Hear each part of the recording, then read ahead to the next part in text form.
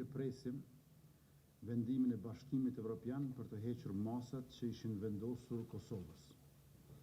Ato ishin të padrejta që në ditën e parë, sepse së pari institucionet e Republikës Kosovës nuk ishin shkaktare të eskalimit të situatës në 4 komunat në veri të vendit tonë, dhe së dyti, sepse deeskalimi i situatës ishte pikërisht merit e institucioneve të Republikës së Kosovës. Ndërkohë, Republika e Kosovës dhe institucionet e saj u bën cak i sulmeve terroriste, prej të cilave 2 me pasoja të rënda. Ai në Banjës të Zveçanit me 24 shtator të vitit 2023, ku mbeti i vrarë rreshteri policor heroi ynë Afrim Banjaku, dhe tjetri në kanalin Ibër Lepens në Varak të Zubin Potokut me 29 nëntor 2024, që synonte dëmtimin e pariparueshëm të infrastrukturës kritike. Për të 2 këto sulme tashmë ka aktakuza të ngritura. Për rastin e Banjskës, të gjitha provat dëshmojnë për një plan të përgatitur me përfshirjen dhe financimin e shtetit Serbisë për aneksimin e veriut të Kosovës përmes strukturave paramilitare pas një konflikti që do të zgjerohej.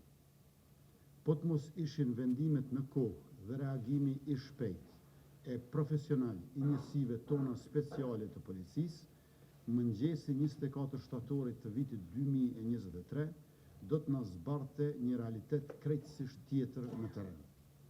Ndërka që për sulmin mbi kanalin Ibër Lepens, provat e grumbulluara dhe informacionet rreth të arrestuarve gjithashtu konfirmojnë përfshirjen e strukturave ilegale të Serbisë dhe vetë shtetit të Serbisë. Në retrospektiv, çdo kompromis ndaj sundimit të ligjit do të ishte fatal për Republikën e Kosovës. Situata e qetë, lëvizja e lirshme dhe funksionimi i institucioneve të shtetit në veriun e Kosovës është pikërisht sepse ka triumfuar sundimi i ligjit dhe rendi publik. E me gjithë këto, gjatë gjithë kësaj kohe, nuk kemi qenë asnjëherë të hidhruar me Bashkimin Evropian.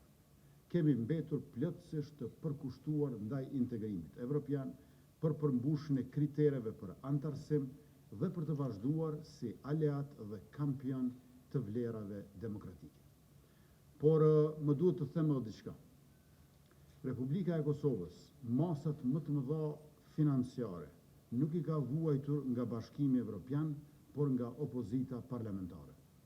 Në muajin e kaluar, përkundër insistimit tonë, ku vendi i Republikës u shpërnda pa u votuar plani i rritjes së Bashkimit Evropian në vlerë prej 880 milion euro dhe 3 marrëveshje me Bankën Botërore në vlerë mbi 120 milion euro, pra mbi 1 miliard euro gjithsej, në mungesë vullnetit dhe të votës së opozitës.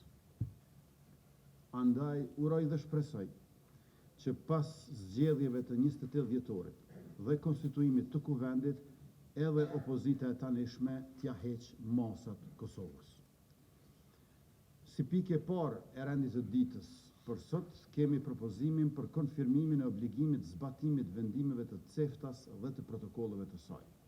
Në fund të vitit kaluar, 16 vjet pas shpalljes së pavarësisë, shënuam një arritje historike në CEFTA duke e larguar unmikun e duke siguruar përfaqësim të plot e direkt vendit tonë.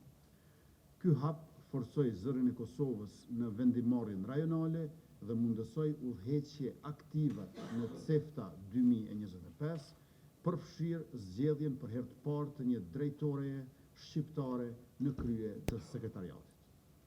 Këtë vit, në udhëheqjen e Kosovës, morëm 12 vendime.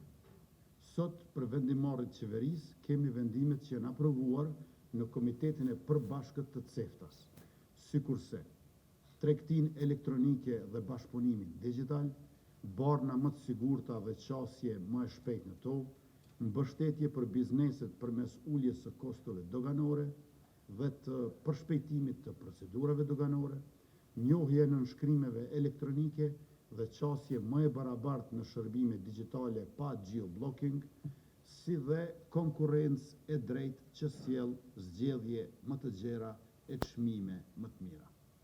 Të gjitha këto vendime do të zgjerojnë dhe thellojnë tregtinë mes Kosovës dhe rajonit, si dhe qasjen graduale në tregun unik të Bashkimit Evropian.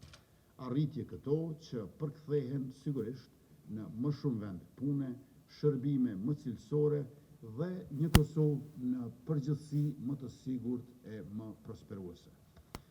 Dy pika tjera me rëndësi sot, të ndryshmet, janë vendimi në lidhje me memorialin e familjes Jashari dhe epopen e UÇK-s në Bashkinë Hora e Arbreshve në Itali dhe ndarja e mjeteve për bursën e mobilitetit për studentë. Para një muaji e kam mirëpritur në kryeministri kryetarin e Bashkisë Hora Arbreshve, zotrin Rosario Peta. Ndër temat që kishim diskutuar dhe për të cilat ishim pajtuar, ishte edhe memorializimi veprës dhe kujtimit të heroizmit të kryekomandantit ton Adem Jashari dhe të familjes së tij epike në këtë komunë Arbreshe në Itali. Sot do të themelojmë komisionin profesional për përzgjedhjen e artistit apo grupit të artistëve për ngritjen e memorialit për familjen Jashari dhe epopen e ushtrisë shqiptare të Kosovës në Hore Arbreshve. Memoriali do të jetë donacion i Qeverisë së Republikës Kosovës për Arbreshët në Itali. Gjithashtu, po ndajmë 1.65 milion euro për grupin e parë të studentëve përfitues, rreth 10.000 prej tyre, të programit të bursës së mobilitetit për studentë. Siç kemi njoftuar më parë, vlera e bursave ndryshon varësisht nga distanca prej vendit ku jetojnë dhe vendit ku studiojnë studentët. Kjo bursë synon që të zvogëloj pabarazit dhe të krijojë mundësi edhe për ata studentë që vinë nga zonat e largëta e që për ta studimet do të ishin më të kushtueshme. Me këtë është përmbushur qysh tash njëri prej premtimeve të qeverisë sonë për mandatin e ardhshëm. Duke qenë qeverinë në detyrë, tashmë po kryejmë edhe detyrat të së ardhmes. Dhe për fund, para se t'ja nisim mbledhjes, nga këtu urojmë mirëseardhjen vendlindje bashkëdhetarëve tonë që ka nisur të vinë dhe do të vinë edhe më shumë gjatë javës tjetër. Atyre që tashmë kanë ardhur, urojmë që po kalojnë momente e kohë të këndshme me familjet dhe miqtë e tyre, ndërkaq atyre që do të udhtojnë ditëve në vijim, urojmë rrugë të mbarë, institucionet e shtetit duke nisur nga policët kufitarë do të jenë në dispozicion dhe në krye të detyrës për mikpritje sa më të mirë.